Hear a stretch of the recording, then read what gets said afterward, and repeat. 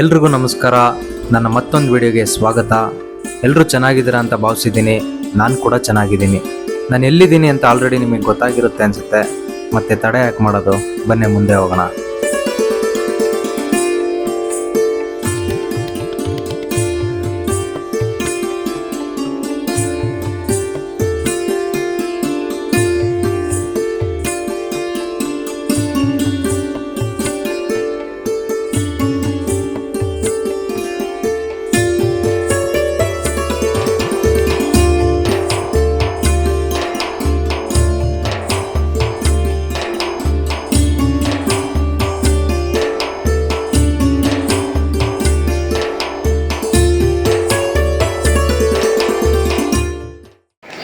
ಪೂಜ್ಯಾಯ ರಾಘವೇಂದ್ರಾಯ ಸತ್ಯಧರ್ಮರತಾಯ ಚ ಭಜತಾಂ ಕಲ್ಪವೃಕ್ಷಾಯ ನಮತಾಂ ಕಾಮಧೇನವೇ.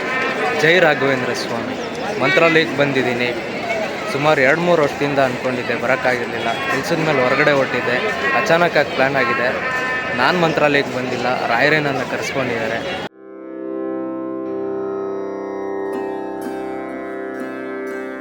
ರಾಘವೇಂದ್ರ ಸ್ವಾಮಿಗಳ ದರ್ಶನ ಮಾಡೋಕ್ಕೆ ಮುಂಚೆ ನಾವು ಮಂಚಾಲಮ್ಮನ ದರ್ಶನ ಮಾಡಬೇಕು.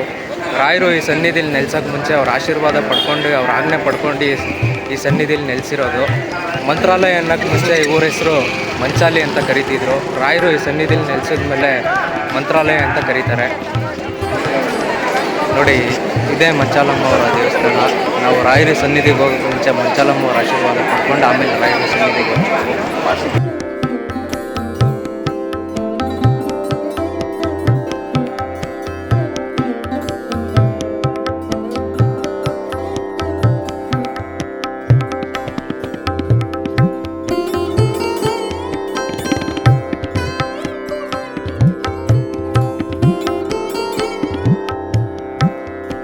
ರಾಯರ ಮಹಿಮೆ ಅಂತೂ ಅಪಾರವಾದದ್ದು.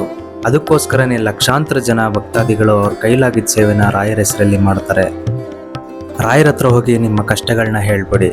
ಕಷ್ಟಗಳಿಗೆ ಹೇಳಿ ನಮ್ಮ ಹತ್ರ ರಾಯರಿದ್ದಾರೆ ಅಂತ. ರಾಯರು ಎಲ್ಲ ನೋಡ್ಕೋತಾರೆ.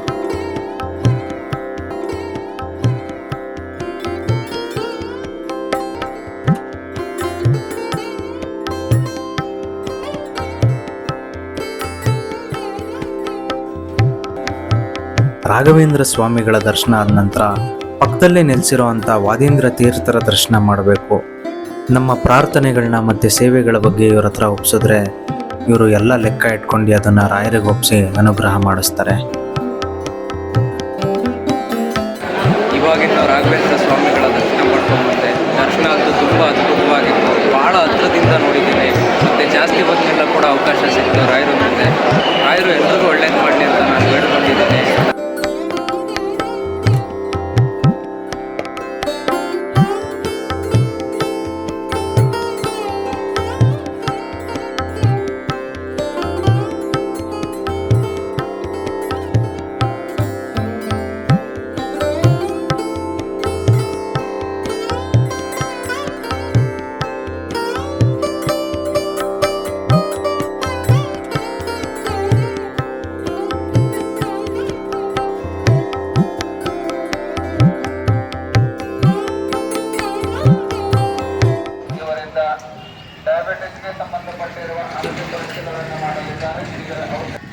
ರಾಯರ ಆಶೀರ್ವಾದ ಪಡ್ಕೊಂಡು ನಾನು ನೆಕ್ಸ್ಟ್ ಹೋಗ್ತಿರೋದು ವೆಂಕಟೇಶ್ವರ ಸ್ವಾಮಿ ದೇವಸ್ಥಾನಕ್ಕೆ. ಇದು ಸ್ವತಃ ರಾಘವೇಂದ್ರ ಸ್ವಾಮಿಗಳೇ ಸ್ಥಾಪನೆ ಮಾಡಿರುವಂಥ ಮೂರ್ತಿ.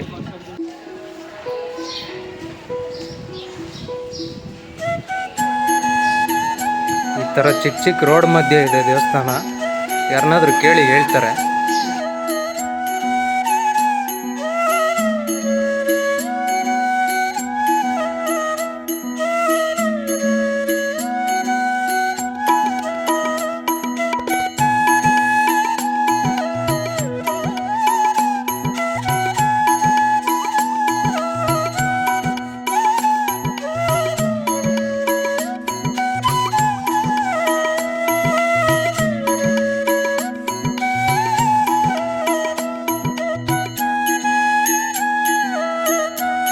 ದೇವಸ್ಥಾನದ ಮುಂದೆನೇ ಅರ್ಚಕರ ಮನೆ ಇದೆ. ಇಲ್ಲಿ ಮೃತ್ತಿಕೆ ಪ್ರಸಾದ ಸಿಗುತ್ತೆ. ವೆಂಕಟೇಶ್ವರ ಸ್ವಾಮಿ ದರ್ಶನ ಮಾಡ್ಕೊಂಡು ಈಗ ಒಂದು ಅರ್ಚಕರ ಮನೆಗೆ ಹೋಗ್ತಾ ಇದ್ದೀನಿ. ಅಲ್ಲಿ ರಾಯರು ಪಾದ ಇಟ್ಟಿದ್ದಾರೆ. ನೋಡೋಣ, ಕೇಳ್ತೀನಿ. ವಿಡಿಯೋ ಮಾಡೋಕ್ಕೆ ಬಿಟ್ಟರೆ ಖಂಡಿತ ವಿಡಿಯೋ ಮಾಡ್ತೀನಿ.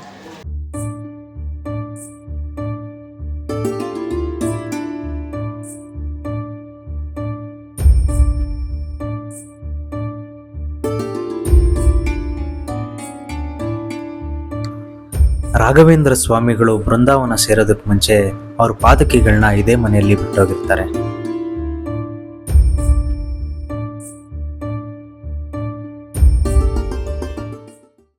ಇವಾಗ ಆಟೋದಲ್ಲಿ ಅಭಯಾಂಜನೇಯ ದೇವಸ್ಥಾನ, ಪಂಚಮುಖಿ ಆಂಜನೇಯ ಮತ್ತು ಬಿಚ್ಚಾಲೆ ರಾಯರು ಇದ್ದಂಥ ಮನೆಗೆ ಹೋಗ್ತಾ ಇದ್ದೀನಿ. ಪರ್ ಸೀಟ್ಗೆ 150 ರೂಪಾಯಿ up and down.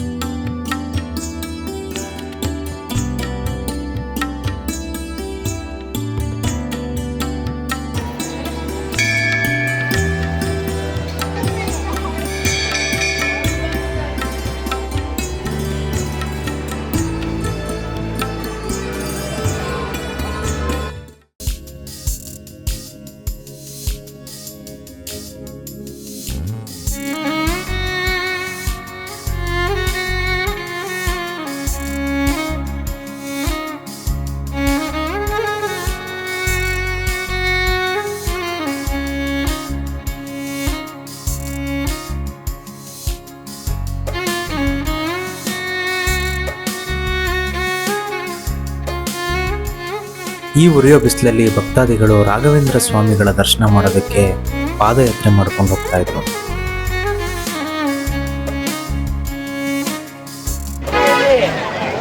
Panchamukhi Anjaneya ದೇವಸ್ಥಾನಕ್ಕೆ ಬಂದಿದ್ದೀನಿ.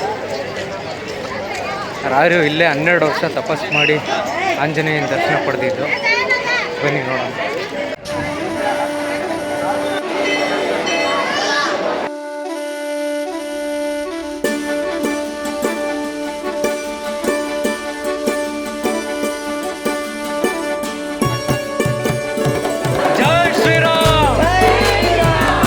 ಶ್ರೀರಾಮ್ ಶ್ರೀರಾಮ್ ಶ್ರೀರಾಮ್ ಜೈ ಶ್ರೀರಾಮ್.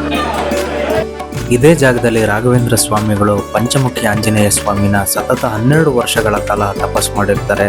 ಆಂಜನೇಯ ಸ್ವಾಮಿ ಕೂಡ ರಾಯರಿಗೆ ದರ್ಶನ ನೀಡಿರ್ತಾನೆ. ಆಂಜನೇಯ ಸ್ವಾಮಿ ಒಂದು ಬಂಡೆಗಲ್ ಮೇಲೆ ನಿಲ್ಲಿಸಿದ್ದಾನೆ. ಉದ್ಭವ ಮೂರ್ತಿ ತುಂಬ ಪವರ್ಫುಲ್ಲು. ಒಳಗೆ ಫೋಟೋಸು ವಿಡಿಯೋಸ್ ಅಲ್ಲೋ ಇಲ್ಲ.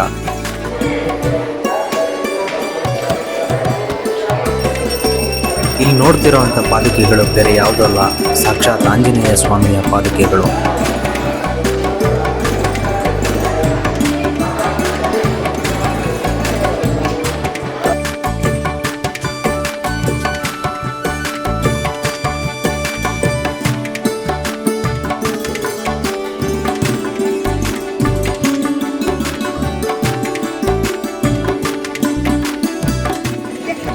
ಪಂಚಮುಖಿ ಆಂಜನೇಯ ದರ್ಶನ ಮಾಡಿ ಆಶೀರ್ವಾದ ತಗೊಂಡು ಈಗ ಇನ್ನೊಂದು ಯೂನಿಕ್ ಆಗಿರೋ ಜಾಗಕ್ಕೆ ಬಂದಿದ್ದೀನಿ. ದೇವಸ್ಥಾನದ ಹಿಂದೆನೆ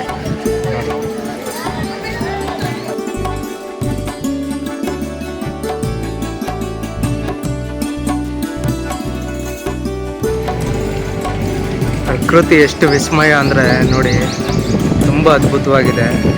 ಬಂಡೆಗಲ್ಲುಗಳು ಒಂದ್ರ ಮೇಲೊಂದು ಯಾರೋ ಜೋಡಿಸಿರೋ ಥರ ಇದೆ, ಆದರೆ ಇದು ನ್ಯಾಚುರಲ್ ಫಾರ್ಮೇಷನ್ನು. ನೋಡಿ, ಹನುಮಂತ ಕೂಡ ಅಲ್ಲಿ ಎಡ್ಜಲ್ಲಿ ಬಂದು ಹೇಗೆ ನಿಂತಿದ್ದಾನೆ.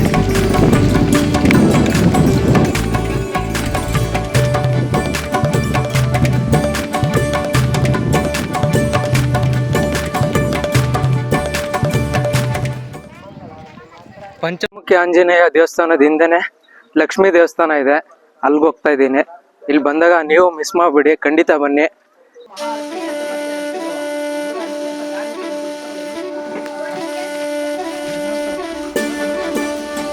ಈ ಲಕ್ಷ್ಮೀ ದೇವಿ ಕೂಡ ಉದ್ಭವ ಮೂರ್ತಿನೇ.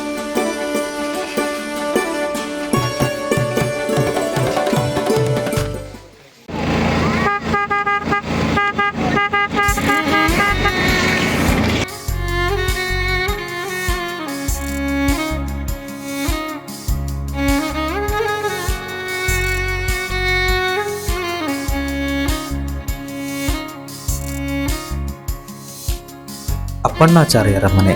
ರಾಘವೇಂದ್ರ ಸ್ವಾಮಿಗಳು 13 ವರ್ಷಗಳ ಕಾಲ ಇದೇ ಮನೆಯಲ್ಲಿ ವಾಸ ಮಾಡಿರ್ತಾರೆ.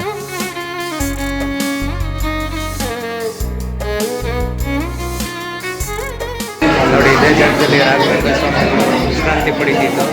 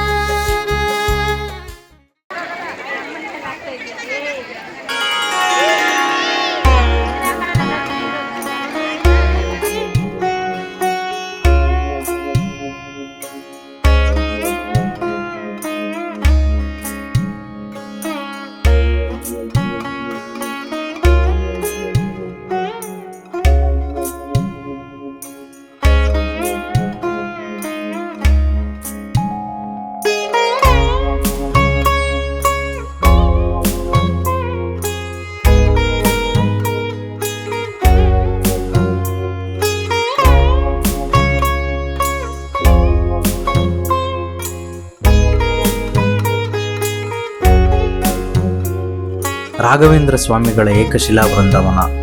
ಮಂತ್ರಾಲಯದಲ್ಲಿ ಬೃಂದಾವನ ಸೇರೋದಕ್ಕೆ ಮುಂಚೆ ರಾಘವೇಂದ್ರ ಸ್ವಾಮಿಗಳು ಇದೇ ಜಾಗದಲ್ಲಿ ತಪಸ್ ಮಾಡ್ತಿದ್ದಿತ್ತು.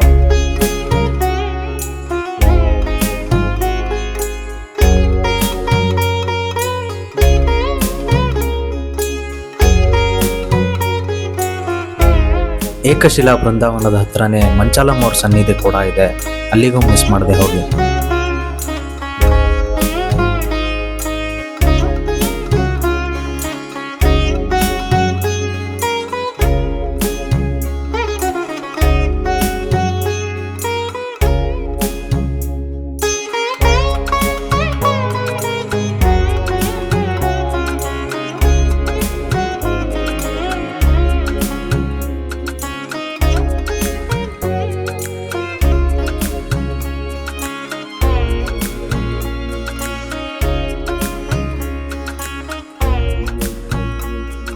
ಇಷ್ಟೆಲ್ಲ ನೋಡಿದ್ಮೇಲೆ ನಾನು ರೂಮ್ ಕಡೆ ಹೊರಟೆ. ಆಟೋದವ್ರಿಗಂತೂ 150 ರೂಪಾಯಿನ ಕಣ್ಣು ಮುಚ್ಕೊಂಡು ಕೊಡ್ಬೋದು. ಸಂಜೆ ಫ್ರೆಶ್ ಆಗಿ ನಾನು ಇನ್ನೊಂದ್ಸತಿ ರಾಘವೇಂದ್ರ ಸ್ವಾಮಿಗಳನ್ನ ದರ್ಶನ ಮಾಡೋದಕ್ಕೆ ಹೊರಟೆ.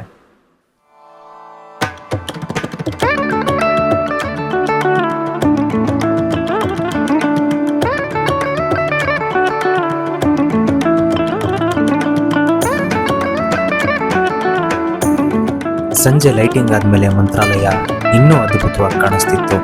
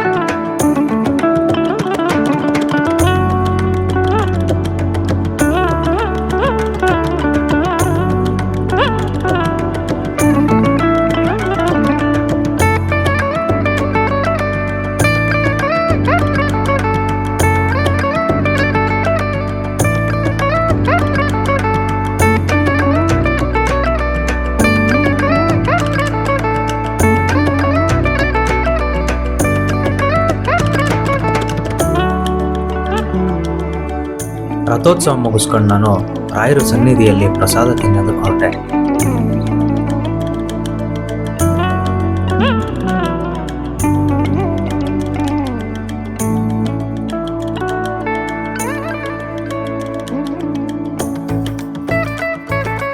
ಪ್ರಸಾದ ತಿನ್ಕೊಂಬರೋಷ್ಟರಲ್ಲಿ ರಾಯರ ದರ್ಶನ ಮಾಡೋದಕ್ಕೋಸ್ಕರ ಶಿವಣ್ಣ ಕೂಡ ಬಂದಿದ್ರು.